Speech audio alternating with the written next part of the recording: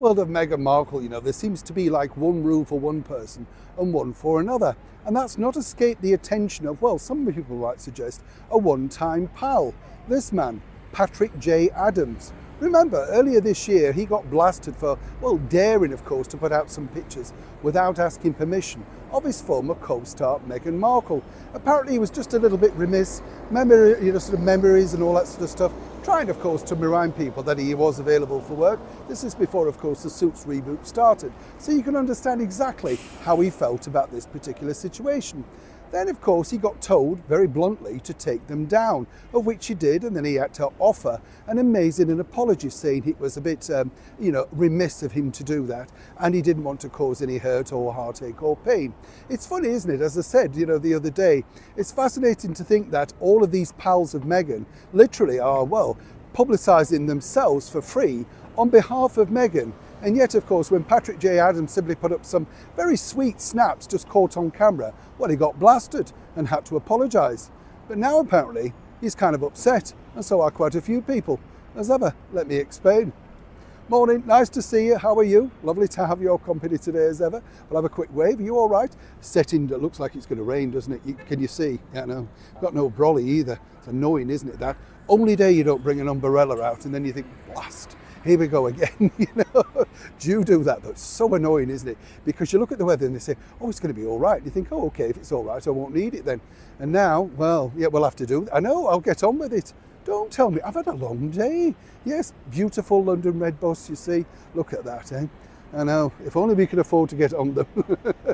Have you been on the underground or the transport here? It's not cheap, let me tell you. If you remember at the Golden Globe Awards, the former cast members of Meghan Markle's Suits, they were very blunt, weren't they, about how, she wasn't in touch with them anymore. They weren't on the WhatsApp group. No, they had no idea.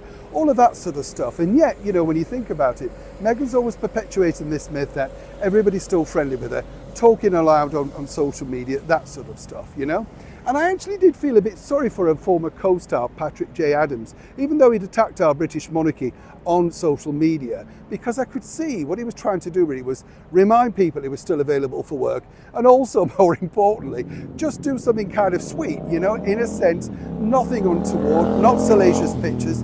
Meghan went potty. I mean, literally went potty, and through her team, he was forced to take them down. You can understand how that worked. Now, what's interesting here also is, you see, according to that very well-placed source, Patrick is a little bit stunned as to why he was forced to do that, yet this particular new chum didn't. But I'm going to actually explain the reasons behind that. You see, a couple of days ago, just ahead of the Trooping of the Colour, their new chum, Nacho, the polo-playing guy, right, posted these very indiscreet pictures of Meghan's new dog biscuits and apparently a new flavour of jam, all apparently to draw focus. Now, apparently it wasn't Meghan's idea, she never told him, and if you believe that, well, that's up to you. But what I do find interesting is simply this, that unlike Mr. J. Adams, he hadn't actually, as yet at the time of recording this at least, offered a full apology as to why he did it. He simply deleted the pictures. All too late now, of course, because people see him as being rather negative to, of course, the return of the Princess of Wales for Trooping of the Colour. So why hasn't he had to apologise publicly? Ah, well, you see, he's quite useful in the world of Harry and Meghan. They need him for their Netflix documentary all about polo. You see how this works now. Yes. Now, the difference, of course, being is that the bottom line truly is all about this.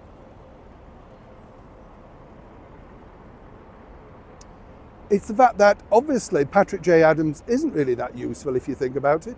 And of course he's a former co-star. Meghan's no intention of apparently popping up even in a cameo allegedly of the reboot for NBC Universal. See how this works now. So the bigger picture is this. Nacho for the moment is saved until of course he does something equally as bad, perhaps in the future, to irk Meghan. But for now, as I say, Harry and Meghan need him for their polo show. So while of course it's one rule for one, it's seemingly not for the other. And that's exactly how it works in the world of Harry and Meghan. Neil Sean in the very heart of London.